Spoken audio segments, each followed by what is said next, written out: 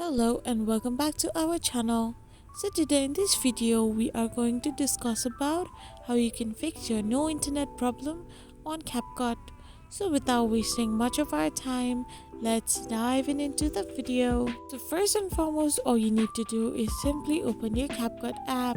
Then once you go to your template option, you can see that the page does not load as there is an internet connection problem. However, if you have a strong internet but CapCut shows that there is no internet, you can simply follow this process. So first of all, go in your settings and open it. So once you are in your settings, you need to simply scroll down and tap on apps.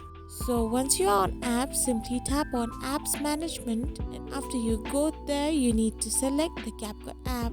So once you select CapCut, all you need to do is now press on the force stop option. Once you press on force stop, it will then reboot your CapCut app. So after you are done selecting the force stop option, you can simply go back to your CapCut app and load it once again. So now if you go in templates, you can find that your problem has been solved. So this is how you fix your no internet connection problem on CapCut. I hope you found this video helpful, so don't forget to hit that subscribe button and do give us a thumbs up. Thank you for watching.